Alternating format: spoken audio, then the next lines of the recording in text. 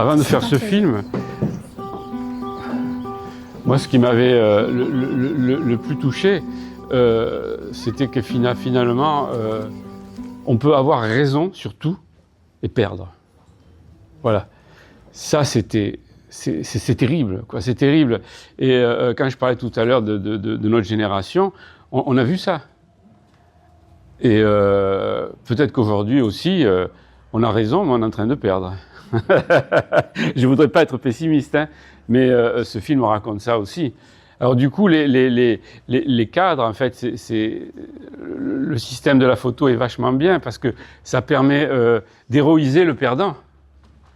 On l'isole, on fait le ménage dans le cadre, et il est là, et c'est un perdant magnifique, c'est triste, c'est beau, mais ça rend compte de quelque chose, comme ce gamin, tout ça. Mais ce que dit le gars de Visa pour l'image, c'est extraordinaire. Il dit voilà, c'est affreux, mais ça ne changera rien. Parce que vous en pensez, mais on ira voter quand même. Mais voilà, c'est ça. Voilà ce que pour conclure. Au fond, une question. Oui, puisque vous parlez d'actualité, à Perpignan, quel écho ça a eu ce film, cette histoire en fait Ben, le film, on l'a passé, à Visa pour l'image, et en fait, c'était bien parce que ça a raccroché les wagons entre ce qui s'est passé et ce qu'il y a aujourd'hui, quoi. Et c'est vrai que moi, je peux dire que ça fait 40 ans que je fais des films, mais chaque fois qu'on fait un film,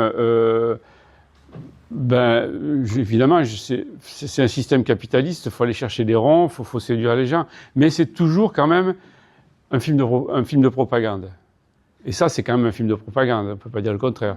Et tous mes films, c'est un petit peu ça. Et c'est vrai qu'à Perpignan, ça avait sa place. Et voilà, et ça avait sa place, d'autant plus qu'on faisait 39 à aujourd'hui, quoi. Voilà.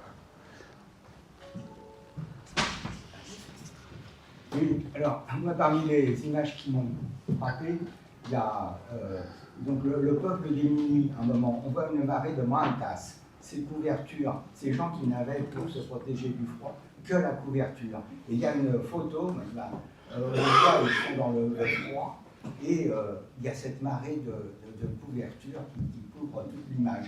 Et l'autre image qui m'a frappé, c'est les femmes qui lèvent le poing. C'est les femmes dans la guerre d'Espagne. Et je crois que c'est à Argelès, les femmes anarchistes, à un moment, se sont groupées contre les envois obligatoires des gens des brigades internationales en Afrique du Nord.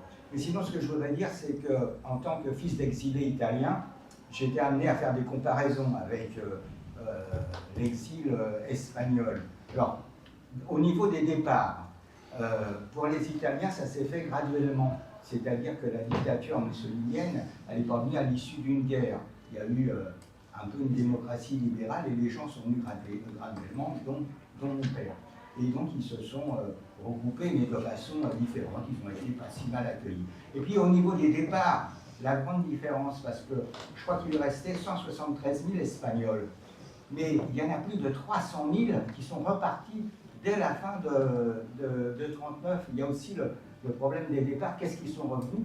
Et je crois qu'il y a une partie qui sont allés dans l'Espagne franquiste.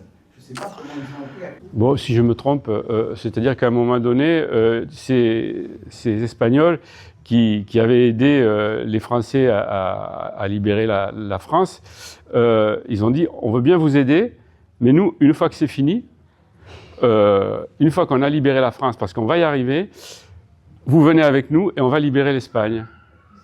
Hein, c'est ce qui s'est dit. Voilà. Et donc, ils ont signé un deal et ils ont dit, bon ben d'accord, on le fait.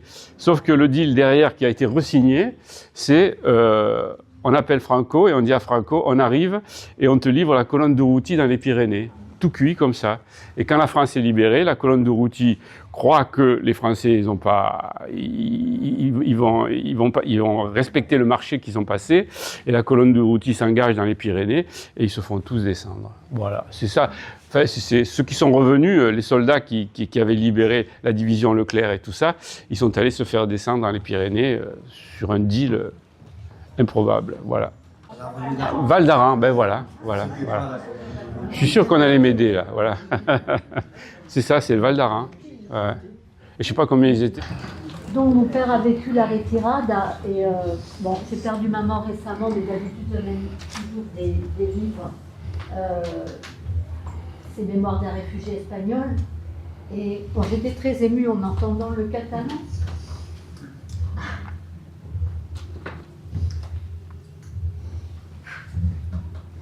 Donc, il a vécu la retirade. Je suis désolée.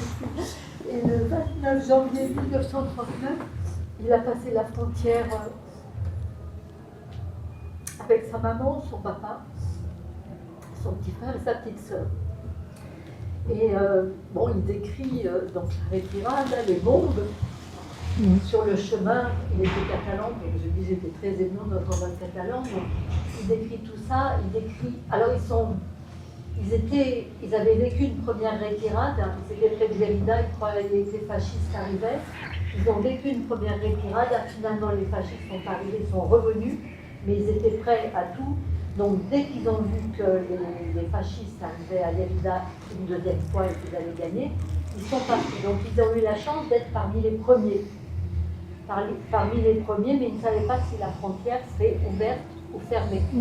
Et il y a une phrase dans le livre de mon père qui, pour moi, est comme une lumière sur l'immigration.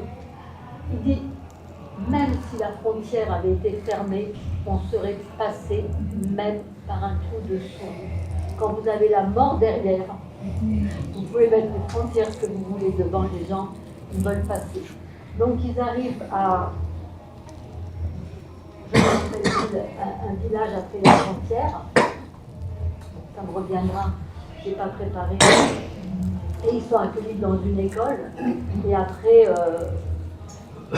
2 mois dans la neige, le froid, pour la première fois, ils ont chaud, on les accueille bien.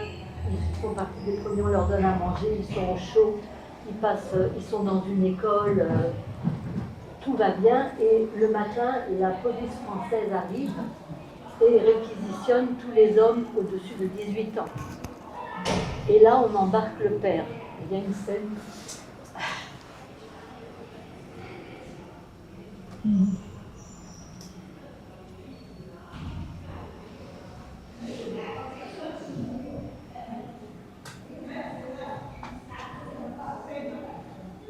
C'est déchirante quand le père est embarqué.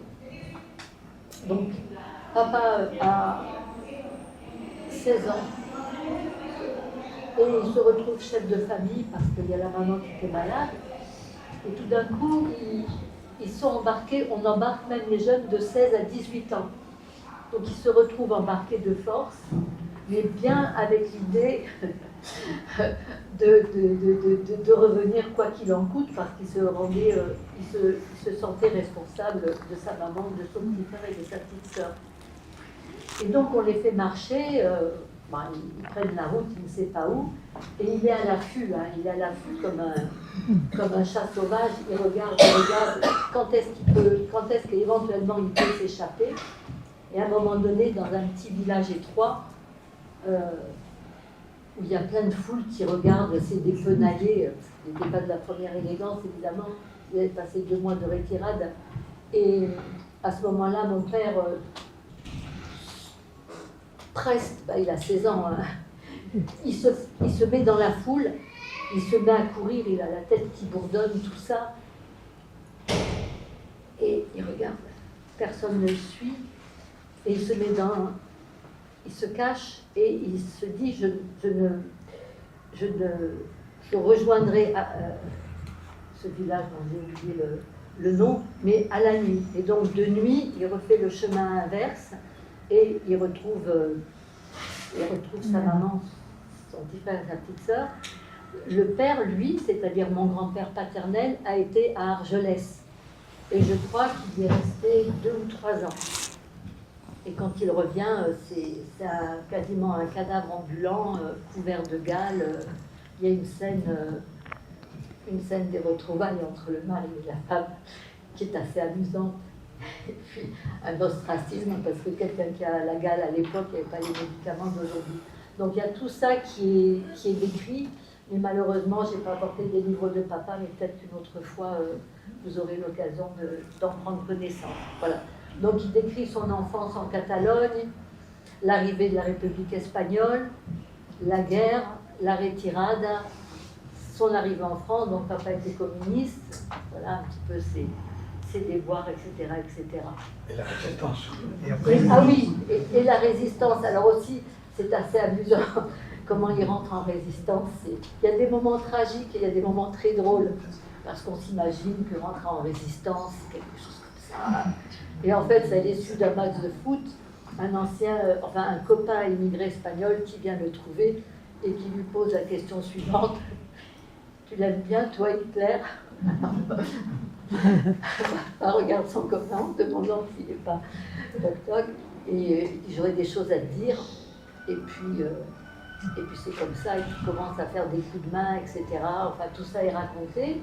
Et puis après, la vie en France, aussi sa bataille pour avoir la nationalité française, parce qu'il était connu comme communiste, syndicaliste, fouteur de merde, etc. Voilà. Donc, il a eu un peu de mal à avoir la nationalité française. Il est à l'OFPRA, l'Office des réfugiés de la patrie, et plusieurs fois on lui a refusé la nationalité française. Et en fait, une fois, il y a un inspecteur de police qui vient faire son enquête, pour la énième fois où papa avait demandé sa nationalité française. Mais qu'est-ce qu'il voit? Que ce gars de la police, je ne sais pas si tu as je ne connais pas son grade, était un gars du village où lui-même avait atterri après la retirada. C'est un village charmant que je vous recommande pour vos vacances, qui s'appelle Molan-sur-Ouvèze. C'est charmant, ça a gardé son charme. Donc après la retirada, la famille de papa a atterri à Molan-sur-Ouvèze. Donc je n'ai aucune action à Molan-sur-Ouvèze, mais je lui recommande franchement.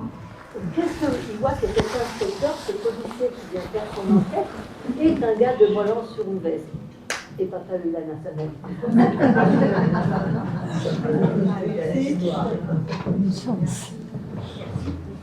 Vous n'avez pas vu les images, en fait, vous? Ah non, je ne peux pas voir les images. C'était une émission de radio correcte? Oui, excellent, excellent. J'étais très, très attentive. Oui. J'ai beaucoup regretté de ne pas voir certaines. Si on me les envoie sur un téléphone portable, que je peux les agrandir. Ouais. Mais je recrée beaucoup mentalement. Parce qu'on vous les enverra. Dans les musées, on dit si Jésus sur la croix, je visualise. Ouais, ça va bien. Lui, il n'a pas baissé les bras. Hein.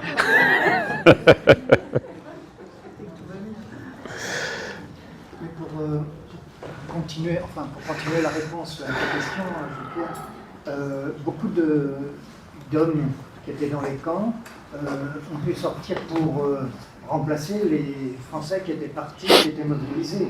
Donc ça a permis d'en sortir pas mal de camps pour servir de main-d'œuvre, bien sûr, les femmes aussi. Et puis beaucoup de gens aussi, enfin, je n'ai pas de chiffres malheureusement, mais beaucoup de gens ont pu partir parce qu'ils ont été accueillis, par exemple au Mexique. Et les militants communistes, notamment beaucoup d'anciens brigadistes français, parce que c'était le contingent le plus important des brigades, des Français, ont pris vraiment le temps d'aider leurs camarades à sortir pour aller éventuellement vers le Mexique, qui en a accueilli beaucoup. Et ça, c'est important à dire aussi. Il paraît que... On a eu la chance d'avoir des relations avec d'anciens combattants, etc. Il y en a qui sont restés longtemps là. Alors, il paraît que l'URSS est venu chercher les adhérents au Parti communiste. Oui. Ils les ont embarqués, mais ceux qui ne l'étaient pas, ils ne les ont pas embarqués. Donc il y a toujours cette histoire avec les républicains, entre les anards, les communistes. Ben ça, c'est encore notre film à faire, il faut que quelqu'un le fasse, mais... Il y en a eu très peu, parce qu'il paraît qu'il y en a qui sont venus chercher, ouais. Pas beaucoup. Ont été livrés aux nazis, bien sûr. Pas forcément très bien traités. Mais il me semble que j'ai vu des films là-dessus, oui, aujourd'hui. Là, on parlait de camps de travail, ils allaient aussi, ils étaient employés dans des camps de travail pour pouvoir sortir du camp. Ils s'inscrivaient pour aller travailler dans des compagnies de travail, notamment dans tout le centre de la France, de tout ce qui était les travaux agricoles, les travaux forestiers, pour pouvoir sortir du camp et avoir une chance aussi de s'évader. Et beaucoup donc de ces volontaires espagnols, républicains espagnols, ont servi dans la résistance en France et ont encadré la résistance en France. La fameuse division. Voilà, entre autres. Voilà. Mais c'est vrai que toute cette période-là, on ne l'apprend pas tellement à l'école.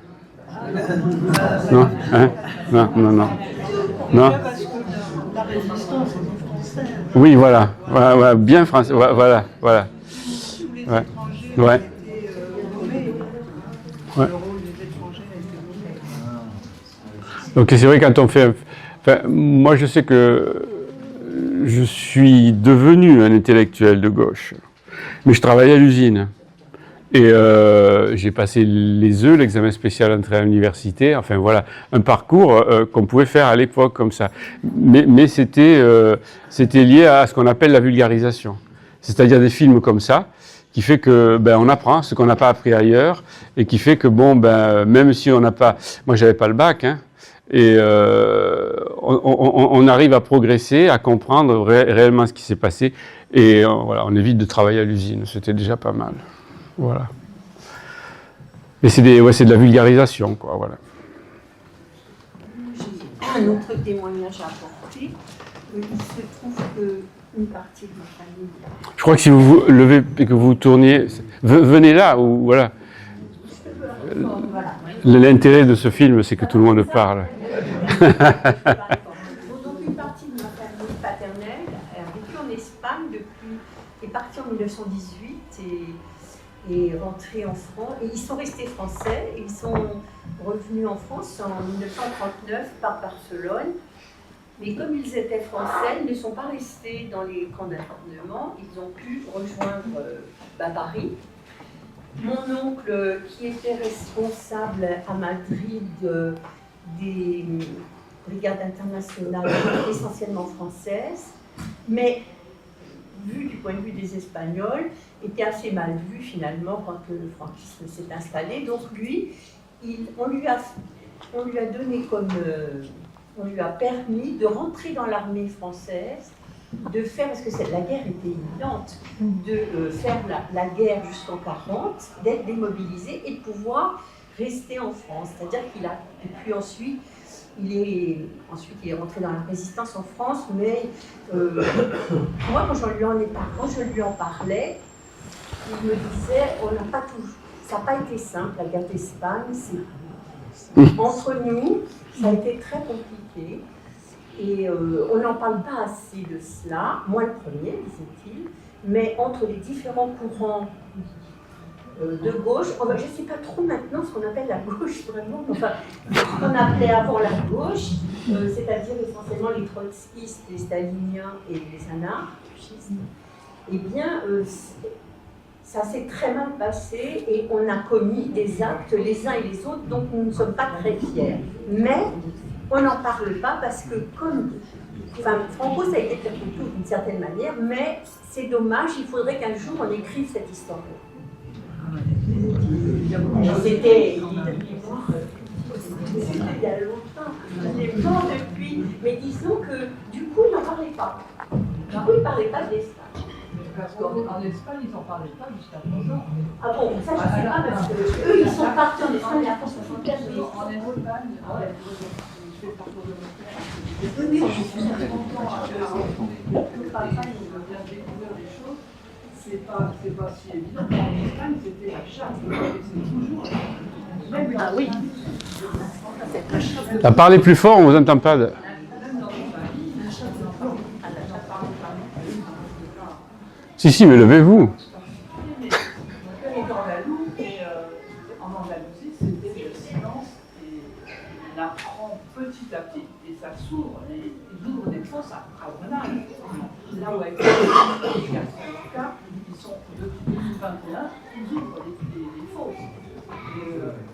Moi, j'arrive à 70 ans, je ne dirai pas la fin. Mais je sais que derrière, il y a des jeunes qui fouillent. Et je trouve qu'enfin, il va y avoir une histoire que c'est vraiment et pas socialiste, mais aussi les républicains.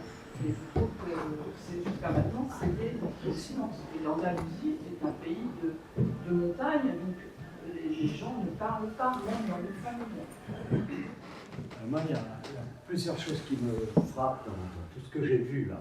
D'abord, il y avait un premier débat, qui est celui que moi j'attendais surtout, mais finalement ça a tourné à autre chose. Le premier débat, c'est finalement plus sur le rôle de la photographie que sur le rôle, les bienfaits, mais aussi le relatif, comment dire, le fait qu'on croit que ça va porter ses fruits, puis après on s'aperçoit que pas du tout, c'est assez bien expliqué, et je crois que c'est très intéressant. Alors déjà ça, c'est très intéressant. Il y a un deuxième aspect qui m'a beaucoup intéressé, dont je viens de me rendre compte plutôt maintenant dans le cours de la discussion, à propos de, et c'est aussi peut-être dû au fait qu'on a commencé à parler du fait que, en Espagne, effectivement, y compris du côté donc, des Républicains, il y avait des problèmes qui étaient compliqués. C'est vrai que j'ai connu un certain nombre de gens, de Républicains espagnols, qui sont partis dans les pays de l'Est.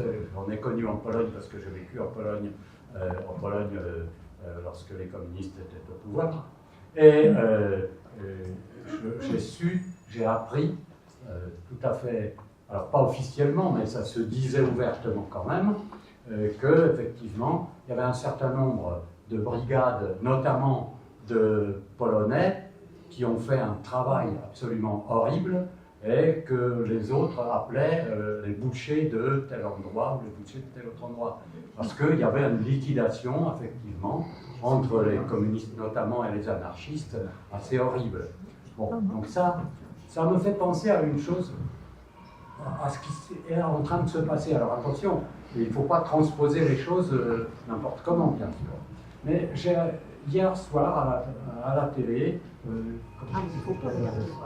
ah oui, l'émission c'est ce soir, voilà, il y avait un débat qui se passait et qui, à mon avis, a très mal tourné parce que des gens, les quelques personnes de droite qui étaient là, essayaient de tout faire pour dire, au fond, vous parlez de quelques fascistes, quelques hommes d'extrême droite vraiment tout à fait condamnables, mais enfin, c'est pas cela qui était dans la manifestation qui a eu lieu à la suite donc à Lyon pour rendre hommage à la mort de ce jeune fasciste. Ils ont tout fait pour dire que, ouais, mais voyez, les vrais fascistes, c'est peut-être pas là, c'est ceux qui sont violents et qui sont de l'autre côté. Alors il y a eu beaucoup de choses qui ont été dites. Moi, qu'est-ce qui m'a rappelé cette chose d'hier? Eh bien, tout simplement, quand je regardais là, les images, je voyais des gens qui étaient repoussés, par exemple, par la police française. Il y en a d'autres qui ont pu être mal accueillis pour d'autres raisons. Et je me suis demandé, mais est-ce que ces gens-là, on peut dire que ceux qui étaient, donc qui ont enfermé les Espagnols, alors qu'ils demandaient que de pouvoir se réfugier. Est-ce qu'on peut dire que ces gens-là, c'était des fascistes? Est-ce qu'à l'époque, en France, on pouvait dire que c'était des nazis? Parce que on fait toutes les nuances. Et on essaye de nous faire... Je crois que non. Si on n'est pas nazi, si on n'est pas fasciste, alors c'est pas grave. Et je me suis dit, oui, mais ça s'est passé comme ça. C'est pas pour rien si ça s'est passé en 1939. Et comment ensuite, tout ce qui s'est passé, tout ce qu'on a pu laisser faire, en quelque sorte, c'était des gens qui n'étaient pas fascistes, qui gardaient les camps. Mais n'empêche qu'ensuite, est-ce que ça n'a pas joué un rôle d'accoutumance pour que, effectivement, on puisse avoir des camps comme il y en a eu par la suite, par exemple en Allemagne ou en Pologne, qui étaient beaucoup plus horribles que ça. C'est-à-dire le glissement progressif et le fait de discuter quels sont les responsables de ça, pour moi, ça m'a fait penser surtout au fait que le pire peut-être, c'est que des gens laissent faire. C'est pas des fascistes, mais ils laissent faire. Ils laissent faire et ils se disent, bon, voilà, c'est vrai que c'est pas... on va pas les tuer, bien sûr, mais c'est pas grave, finalement. Voilà. Alors ça, y compris ce film-là m'a amené à penser à tout ça et je trouve ça formidable. Moi, c'est pas faux. C'est pas faux. Après, c'est l'éducation, c'est ça. Est-ce que les gens sont assez éduqués même pour voter? C'est ça, faut... Monsieur, vous avez une question? Oui, justement, par rapport à ce qui vient d'être dit sur les dissensions qu'il y a eu, en particulier du côté républicain. C'est connu maintenant entre les communistes, les anarchistes, le POUM, etc. Ils sont arrivés à se tirer dessus maintenant, à Barcelone ou pendant la bataille de l'Est. Alors, ils ont passé la frontière et il y en a beaucoup qui sont rentrés dans la résistance. Je voudrais savoir, est-ce que quelqu'un sait s'ils sont restés, chaque faction est restée, les communistes avec les communistes, les anarchistes avec les anarchistes, et est-ce qu'ils ont fait bon ménage? Je pense que moi je sais pas, peut-être qu'il y a des... Ces dames doivent le savoir. Moi je pense que... Moi non, je suis pas spécialiste, mais je pense que la résistance a dissous tout ça, quoi. Mais madame là, a l'air d'avoir une réponse. Je pense que la communauté espagnole, du fait de leur répartition, ils se sont regroupés dans les villes. On n'entend pas devant. La communauté espagnole se réunissait dans la région parisienne. Il y avait des séances de cinéma. Nous, on était enfants et on assistait aux rencontres des Espagnols. Nous, c'était des Espagnols, tout le monde. Et il y avait du cinéma espagnol, mais ils étaient tous mélangés. Enfin, il y avait des communistes, des anarchistes. Enfin, c'était la communauté espagnole, mais républicaine, attention. Oui. À l'école, voilà.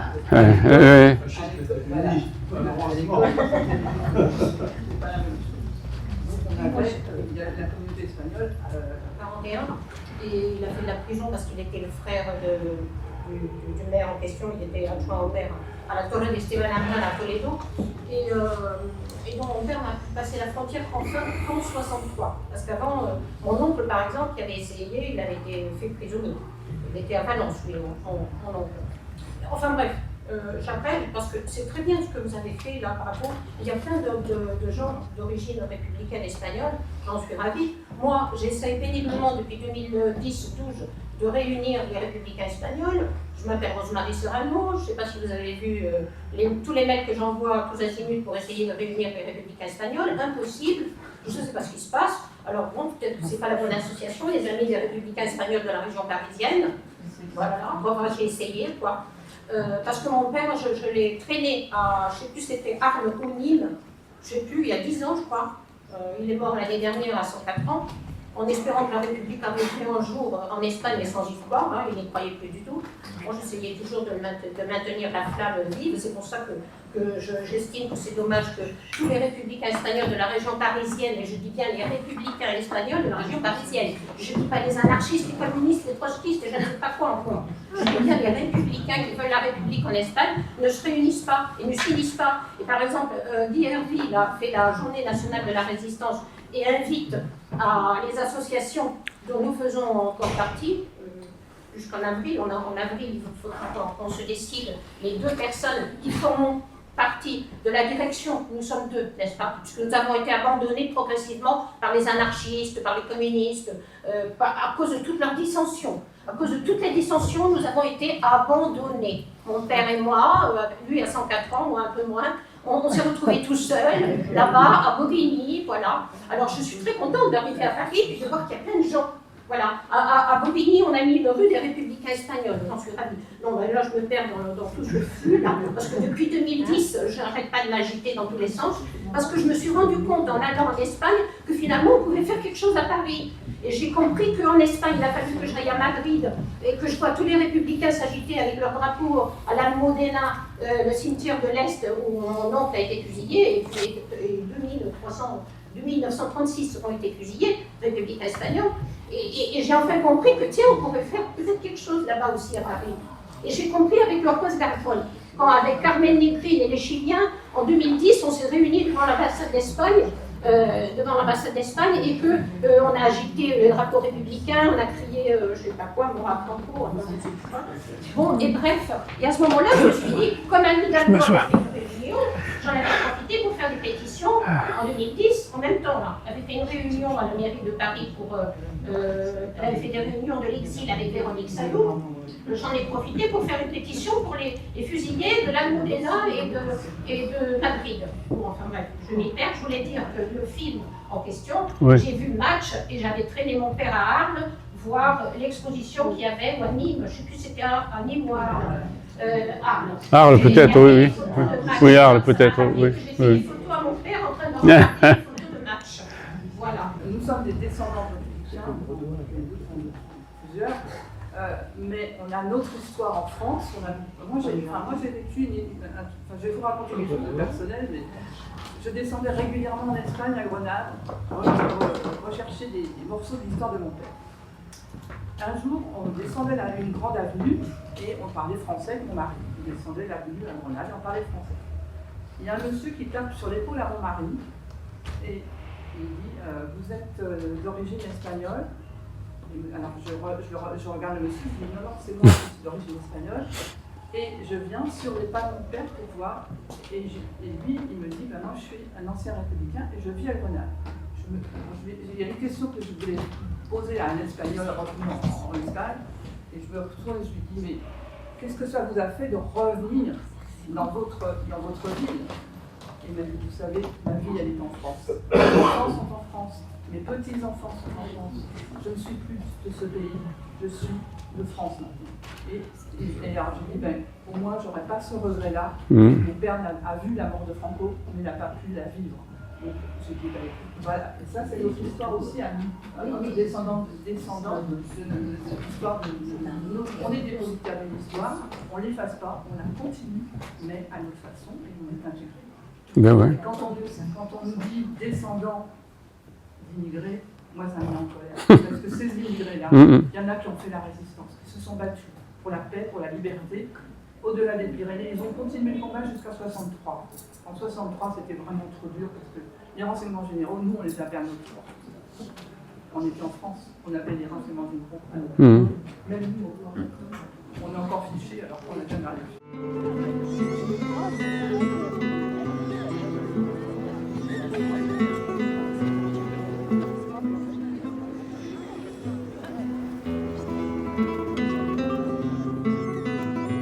C'est une très belle photo qui a fait presque le tour du monde. Là. Ils sont derrière la barrière, la chaîne là, qui fait la différence donc, entre les deux pays. Ils attendent que cette chaîne s'ouvre pour aller se réfugier. Cette femme tient un enfant. Et d'ailleurs, il y a une mère et les deux filles. Mais on voit bien que c'est la mère et les deux filles, elles se ressemblent. Tu regarderas les cheveux. Elles prennent la tramontane en pleine face. Et elles ont toutes les cheveux, les habits rabattus sur l'arrière, etc. Ils sont là, face au vent, mais face à la liberté. Que cette liberté s'ouvre enfin, que cette barrière tombe. Hébergez-nous, permettez-nous de survivre. On vous implore. C'est une très belle photo qui mélange les générations et qui mélange le regard avide, l'attente. C'est des photos de guerre qui signifient, non pas on veut, non pas on supplie, mais on attend. On a de l'espoir.